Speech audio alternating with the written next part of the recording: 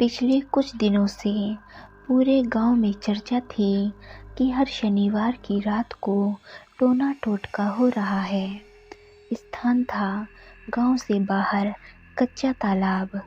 मेरे एक दोस्त ने बताया था कि जब वह एक रात अपने खेत से वापस घर लौट रहा था तो उसने कच्चे तालाब के पास एक रोशनी देखी।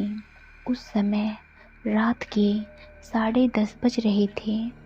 दिन था शनिवार। यह सब तालाब के दूसरे किनारे पर थोड़ी दूरी पर घट रहा था। आखिर यह क्या है? इतनी रात को कौन हो सकता है? यह जिज्ञासा मन में लिए वह उसी तरफ चल पड़ा।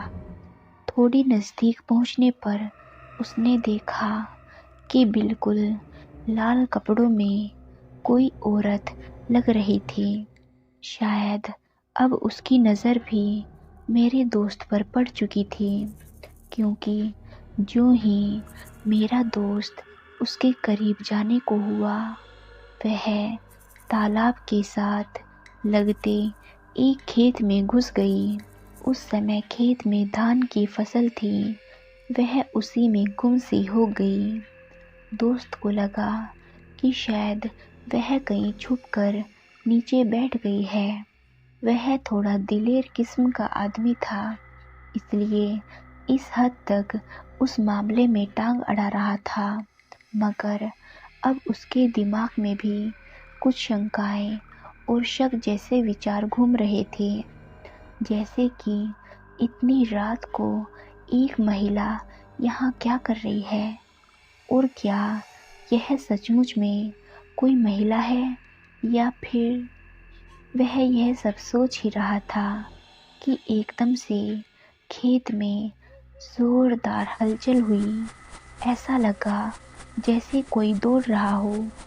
उसके बाद जोर से चीखने चिल्लाने की आवाज़ें आने लगी। यह सब कुछ अचानक ही हुआ था, जिससे उस जैसा दिलेर आदमी भी डर गया। खतरे का आभास होते ही वह वहां से सिर पर पैर रखकर भागने लगा।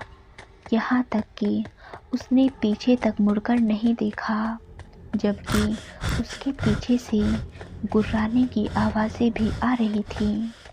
गिरता पड़ता हुआ वह घर पहुंचा और बुखार से उसका बुरा हाल हो गया।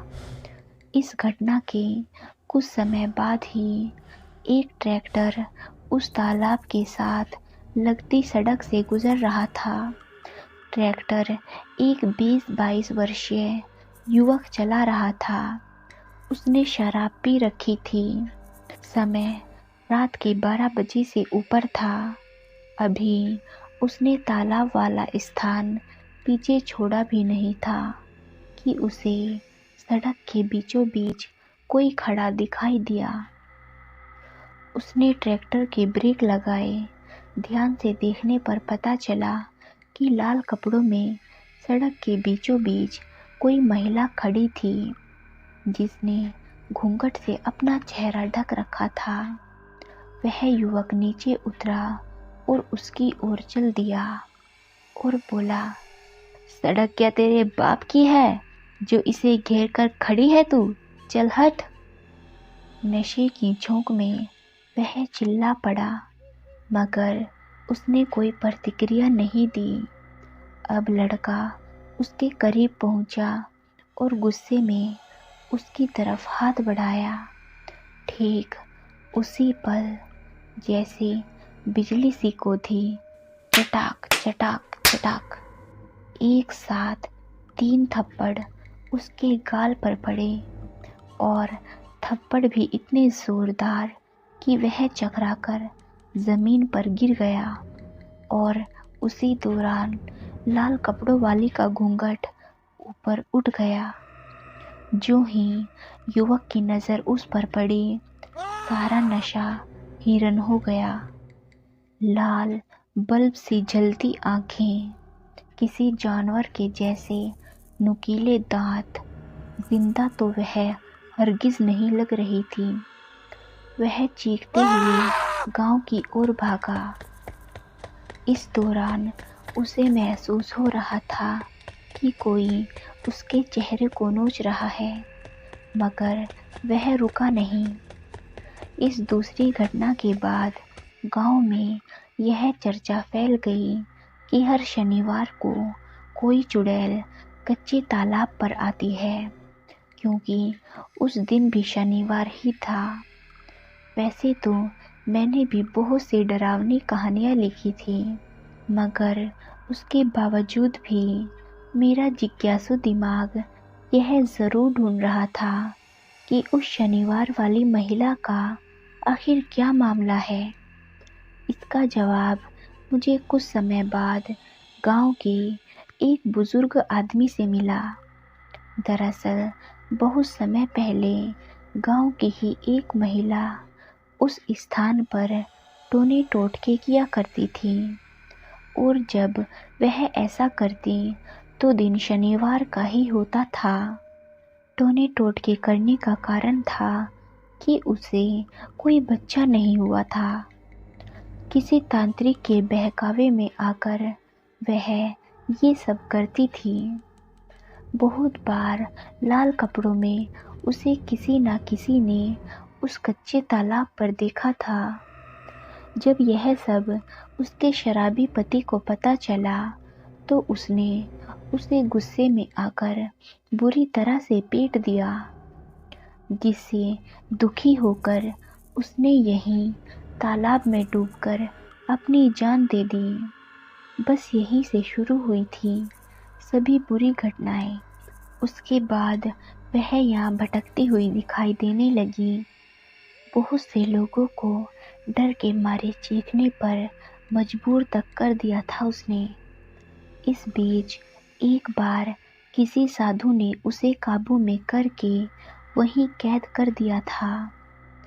उसके बाद वह फिर किसी को दिखाई नहीं दी थी, मगर पिछले कुछ समय से एक बार फिर वह दिखाई दे रही थी। कैसे, यह कोई नहीं जानता। शायद वह किसी तरह कैद से मुक्त हो गई थी।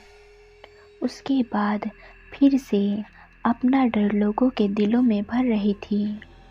यह सब देखकर मेरे मन में एक ही सवाल उठ रहा था कि क्या वह लोगों के मन में डर भर रही है, या फिर वह किसी की जान भी ले सकती है।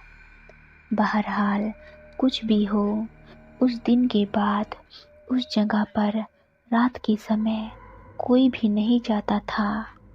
वैसे भी कुछ चीज़ें ऐसी होती है जिनसे दूर ही रहना चाहिए, वरना अंजाम कुछ भी हो सकता है। ऐसी हर चीज़ का समाधान ही हो, यह भी ज़रूरी नहीं। ऐसी चीज़ों को समय पर ही छोड़ना पड़ता है, क्योंकि हर चीज़ का बनने और बिगड़ने का एक टाइम होता है। इस भटकती रूह की मुक्ति का भी कोई समय ज़रूर आएगा। यह सोचकर गांव वाले खुद को तसल्ली देने की कोशिश कर रहे थे। कुछ समय बाद काशी के प्रकांड पंडित गांव में भागवत कथा के लिए पधारे। किसी ने उनको यह सब बताया। उन्होंने इस समस्या के समाधान के लिए बहुत बड़ा अनुष्ठान किया। यहाँ तक कि कई दिनों तक यह सब चलता रहा। फिर एक दिन शाम के समय वह रूह चिल्लाते हुए वहाँ पहुँच गई। यह नज़ारा देखकर सभी डर गए। लोग वहाँ से भागने लगे, मगर थोड़ी मशक्क़त के बाद उस आत्मा पर काबू पा लिया गया। लोगों का डर सदा सदा के लिए समाप्त हो गया।